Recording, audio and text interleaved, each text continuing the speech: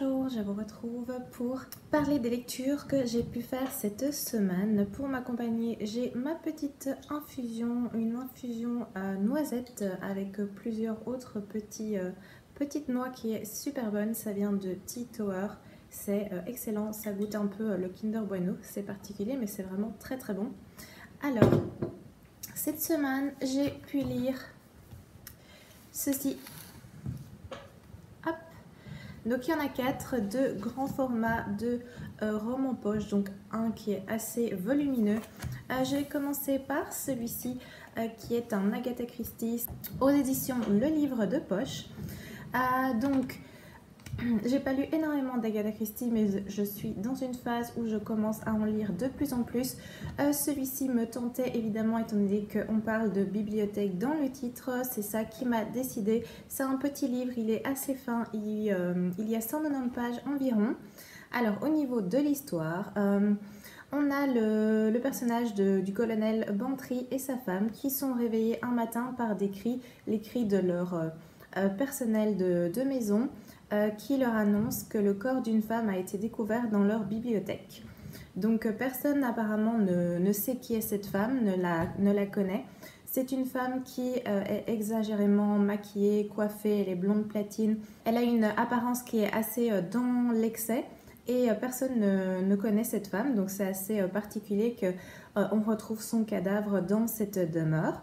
La police va être appelée, mais pas que, étant donné que Miss Marple est une amie de Madame Bantry et elle va donc lui téléphoner, la solliciter, étant donné qu'elle sait qu'elle a un certain talent pour découvrir la vérité, qu'elle a déjà apparemment participé à des enquêtes.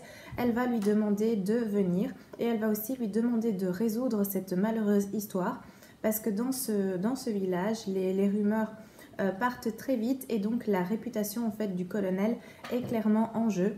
Donc pour éviter, pas un scandale vu que le scandale est déjà là, mais pour éviter qu'il y ait des dommages collatéraux au niveau de son mari, elle lui demande de se lancer dans cette enquête et de la résoudre. Donc pour ma part, c'est la première rencontre avec le personnage de Miss Marple. Les autres Agatha Christie que j'ai lues mettait en scène le personnage d'Hercule Poirot que j'aime vraiment beaucoup. Donc ici j'ai pu découvrir un autre personnage, donc le personnage de Miss Marple. J'ai vraiment bien aimé cette histoire. Le meurtre cache vraiment un plan machiavélique, c'est bien mené, c'est bien tourné. Je l'ai lu en une soirée, donc j'ai été vraiment prise dans l'histoire, je ne me suis pas embêtée. Et le personnage de Miss Marple est très sympathique. La petite dame qui est cataloguée comme étant une vieille fille, très observatrice, qui apparemment sait de son expérience déterminer quand les personnes disent la vérité ou lui mentent. C'est vraiment très bien fait. C'est un chouette personnage. Elle a aussi ses petites citations, ses petits proverbes durant tout le long du livre. Donc c'est assez sympathique. J'ai hâte de pouvoir en lire d'autres et connaître un petit peu plus le personnage de Miss Marple. Je vais vous parler ensuite du second livre de poche qui est celui-ci, donc qui est Aliénor. C'est un roman historique, hein, comme on peut le voir. Ça a été écrit par Amaury Venot et c'est aux éditions Les Moissons, c'est mieux. C'est un pavé, mais étant donné que les pages sont assez épaisses, finalement, et qu'il y a des annexes, hein, je vous en avais parlé dans la vidéo précédente, étant donné que c'était ma lecture en cours, je vous informais qu'il y avait des annexes à la fin. Donc les annexes, c'est ceci qu'on peut retirer entre guillemets de la lecture, donc ce qui fait qu'en tout il y a 423 pages, donc ça va encore. Moi je m'attendais à avoir un livre de quasiment 600 pages, mais finalement non.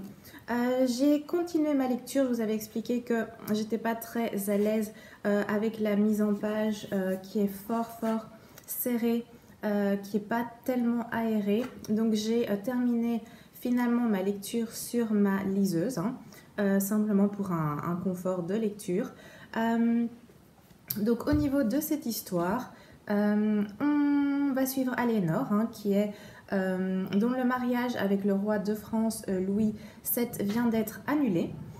Donc Aliénor regagne l'Aquitaine, étant donné qu'elle est duchesse d'Aquitaine à la base, et elle va ainsi devenir le plus beau parti d'Europe.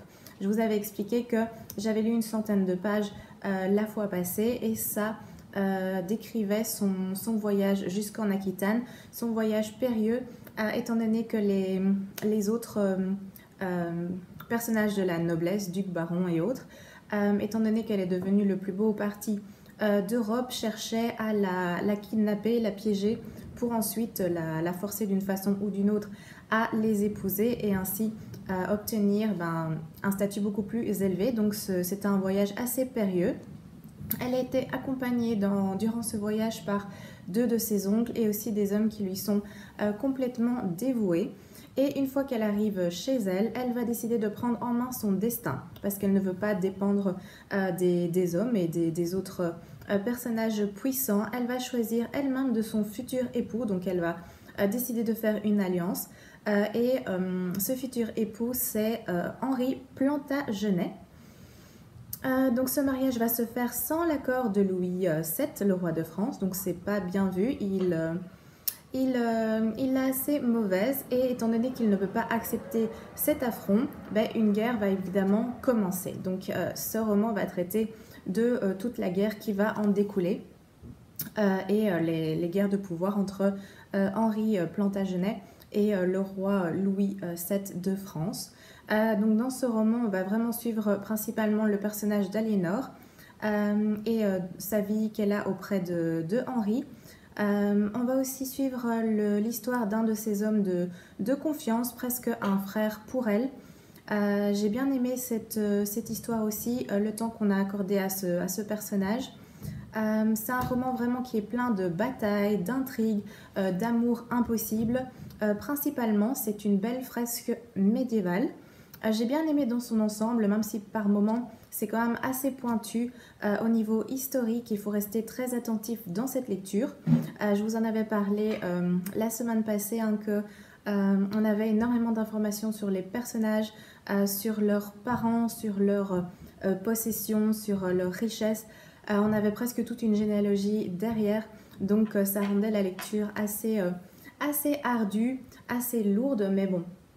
Ici, j'ai pu entamer l'histoire et on a encore ce côté historique qui est fort présent, mais une fois qu'on est lancé dans l'histoire, ça devient un peu plus léger, donc j'ai bien apprécié ce roman. Je pense qu'il y a également une suite, étant donné que dans les annexes, il était indiqué d'autres titres. Et ici, on voit bien que c'est la saison 1 nommée La Reine Amoureuse. Donc, je vais voir si je continuerai la suite. À l'heure actuelle, je ne sais pas encore. J'ai passé un bon moment avec ce roman, mais j'ai aussi en attente d'autres romans historiques. Donc, je vais voir vers quoi je vais me pencher. Soit je continue celui-ci avec le tome 2 qui, je pense, est sorti.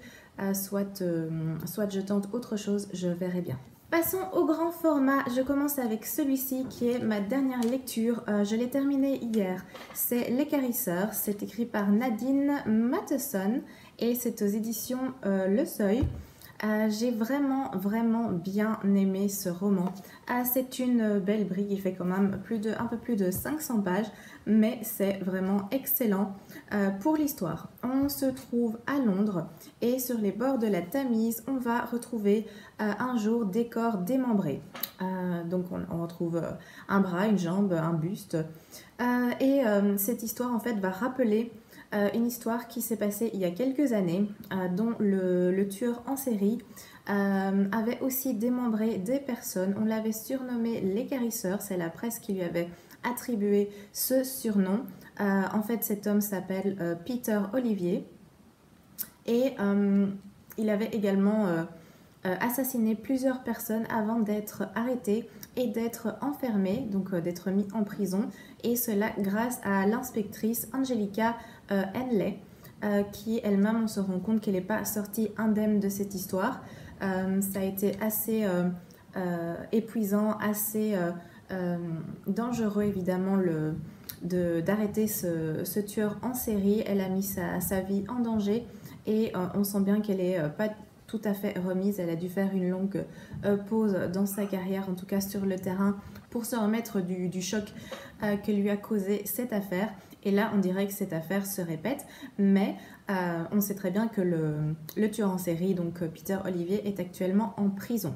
Donc, ils vont commencer à explorer des pistes, à savoir ce qui se passe exactement. Henley va de nouveau s'occuper de cette enquête. Elle ne va pas être toute seule sur le coup parce qu'elle va être accompagnée d'un jeune agent. Donc, un agent, c'est une jeune recrue qui débute, qui s'appelle Salim Ramouté.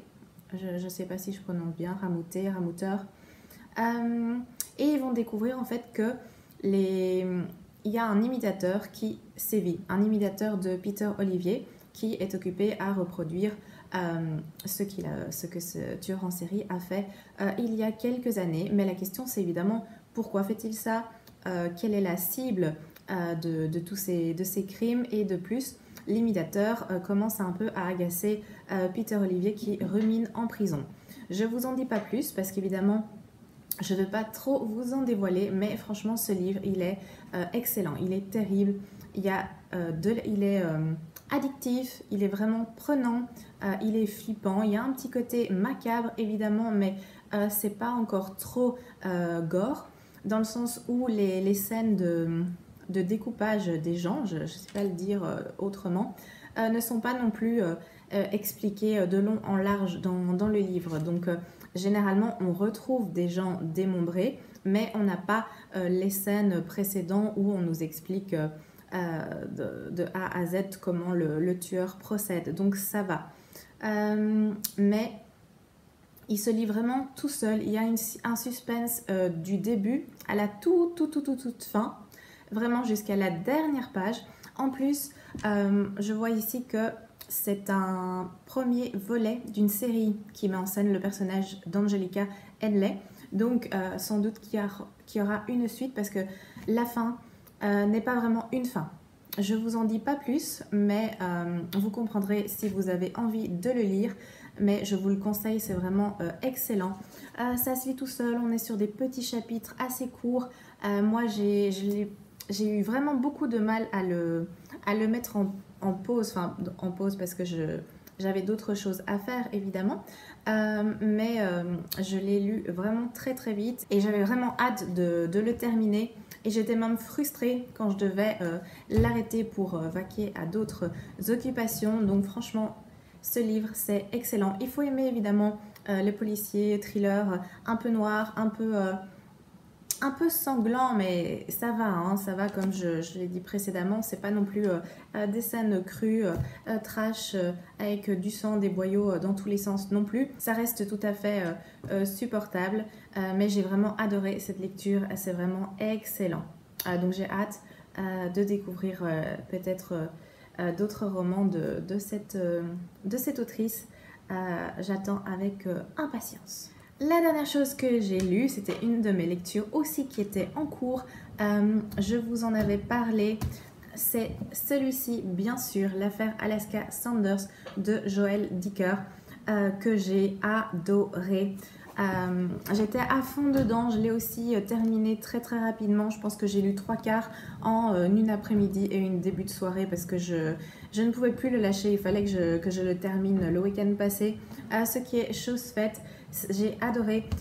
Donc on se retrouve dans une petite ville toute tranquille qui est bouleversée en fait par un meurtre. On retrouve le corps d'une jeune femme qui s'appelle Alaska Sanders. Elle est retrouvée au bord d'un lac et en fait ça se passe en 1999. Donc on a deux temporalités. On a cette affaire où on a retrouvé cette jeune fille, l'affaire qui a été clôturée assez vite. La police avait apparemment eu les aveux du coupable et d'un complice, donc l'affaire s'est terminée assez vite. Et en fait, 11 ans plus tard, il y a un truc qui redéclenche cette affaire. Et le sergent, en fait, Perry Garralowood, qui est persuadé en fait d'avoir élucidé ce crime à l'époque, en 1999, va recevoir une lettre anonyme qui va lui dire qu'en fait il s'est trompé de coupable, que le coupable est toujours en liberté, et donc l'enquête va se réouvrir et il va être aidé dans cette affaire par son ami Marcus Goldman, qu'on avait qui est le personnage de l'affaire Harry Kéber notamment. Et donc ces deux hommes vont de nouveau former un duo pour résoudre cette affaire avec 11 ans de retard. C'était vraiment excellent, du début à la fin. J'ai adoré. Je ne sais pas quoi vous dire d'autre pour vous convaincre ou pour vous pousser à le lire, mais je pense que c'est pas nécessaire. Ça se lit tout seul, c'est excellent. C'est agréable de retrouver aussi les personnages qu'on a retrouvés dans La vérité sur l'affaire Harry Kéber, qui est un livre que j'avais aussi adoré. Enfin, on peut dire que moi j'aime vraiment tout.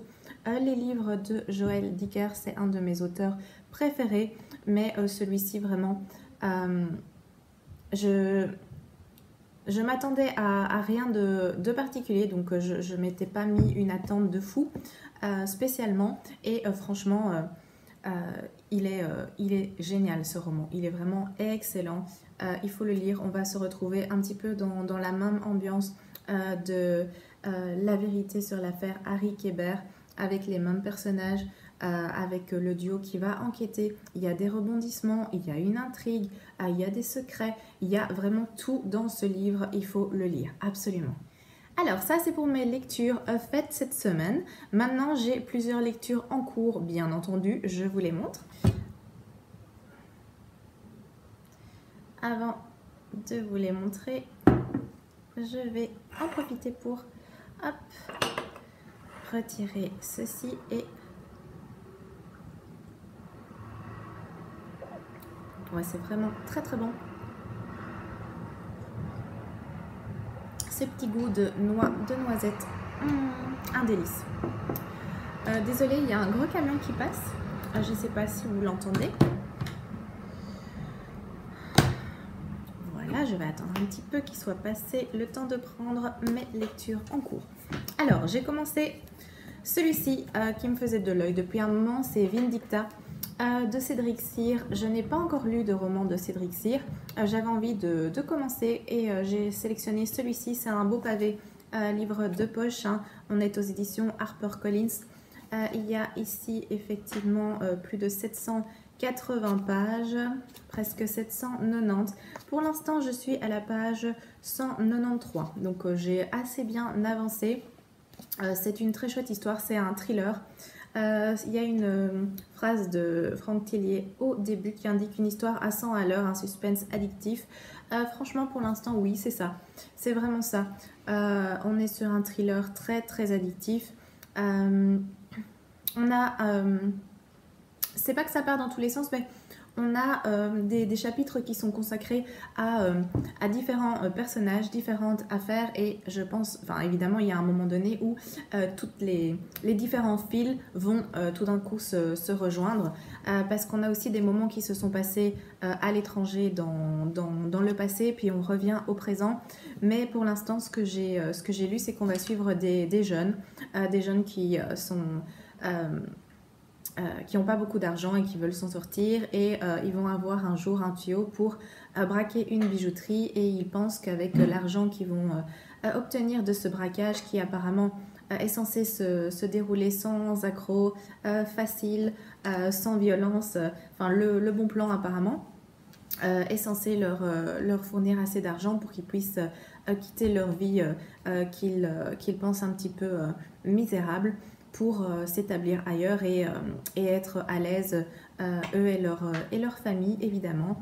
Le plan ne se passe pas comme prévu, il va y avoir de la violence, il va y avoir des blessés, et le problème c'est qu'en prenant la fuite, ils vont avec leur voiture percuter une petite fille de 7 ou 8 ans, quelque chose comme ça, qui va être transportée aux urgences.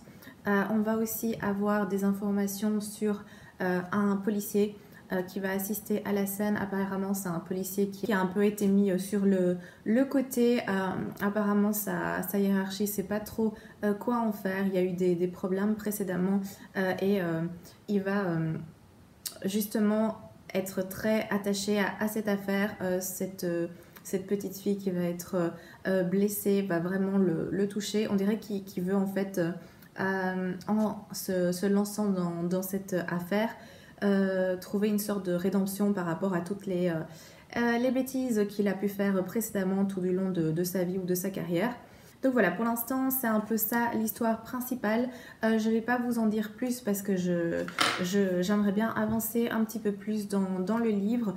Franchement, oui, enfin, là, l'air de rien, avec ce que je viens de vous dire, ça... il n'y a pas l'air d'avoir grand chose qui se passe, mais en fait si, il y a vraiment beaucoup de choses qui se passent, mais pour pouvoir mieux vous en parler, je pense que je devrais le continuer. Mais j'aime vraiment bien, c'est des chapitres aussi très courts, ça se lit bien, la plume elle est fluide, il y a une intrigue, c'est vraiment prenant, il y a de tout, il y a toutes les émotions qui passent dans ce roman, donc je vais le continuer et vous en parler un petit peu mieux la prochaine fois. J'espère l'avoir terminé d'ici la semaine prochaine. Alors, un autre roman que j'ai commencé, c'est celui-ci. Donc de nouveau, on est dans la période Agatha Christie. J'ai choisi Mort sur le Nil. Alors, pourquoi Mort sur le Nil? Déjà, c'est un livre que j'avais dans ma palle depuis un petit moment. C'est un livre que j'avais envie de lire depuis un petit moment. Mais j'ai vu en fait qu'il y a le nouveau film Mort sur le Nil qui est disponible sur Disney+. Donc chaque fois que je me connecte, je vois la bande-annonce qui l'indique et c'est un film que j'ai en fait envie de voir. Quand il est sorti ou il est toujours au cinéma, je sais pas. Bref, j'avais vu qu'il était disponible au cinéma et j'avais vraiment envie de le voir. J'étais curieuse de découvrir cette histoire, mais étant donné que j'ai le livre qui m'attendait, je veux absolument d'abord lire le livre et ensuite regarder le film. Je préfère dans ce sens-là. Après, c'est pas.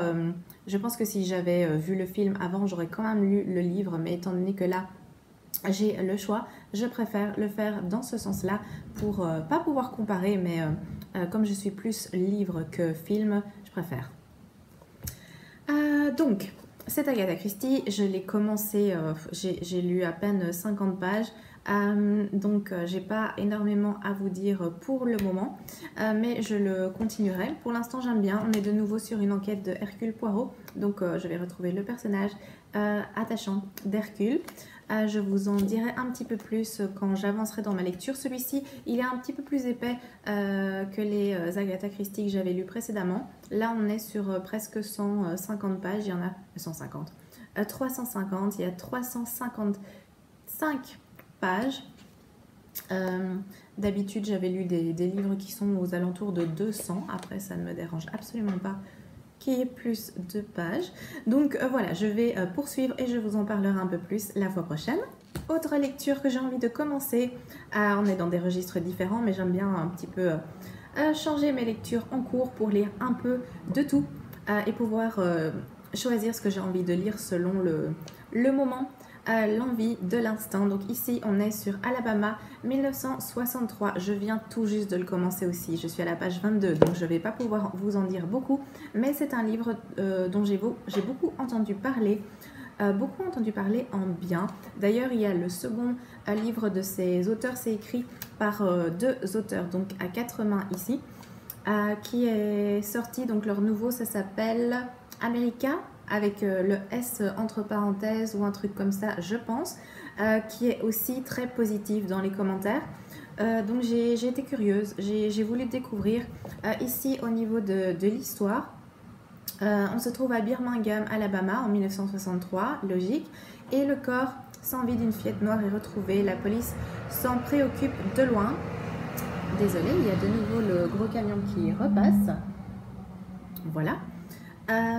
Mais voilà que d'autres petites filles noires disparaissent. Bud Larkin, détective privé bougon, alcoolique et raciste, accepte d'enquêter pour le père de la première victime. Adela Copp, femme de ménage noire, jeune veuve et mère de famille, s'interroge. Les petites filles, ça disparaît pas comme ça. Deux êtres que tout oppose, a priori. Donc ça, c'est un peu l'histoire. Au niveau des petits commentaires à l'arrière, il est noté, attention, nuit blanche assurée. Autant vous prévenir tout de suite, il vous sera impossible de fermer l'œil à cause, ou plutôt grâce à ce formidable premier roman. Voilà, donc il n'y a que des éloges apparemment au sujet de ce livre, donc je suis très curieuse de le découvrir. Je vais le continuer, je vous en dirai plus la fois prochaine. Dernier roman en cours que j'ai commencé, je l'ai commencé hier, en fait je l'ai acheté hier et j'ai pas pu m'empêcher de le commencer. On l'a vu beaucoup tourner, il est tout nouveau, c'est celui-ci, c'est Galant ou Gaillan, je sais pas comment on prononce. Il est magnifique, super beau. J'ai commencé hier soir avant de dormir et ça se lit bien vu que j'ai déjà lu ceci qui équivaut à 63 pages. La lecture est vraiment fluide. Il y a à l'intérieur des pages insérées avec une écriture en blanc sur un fond noir. Il y a aussi des petites illustrations.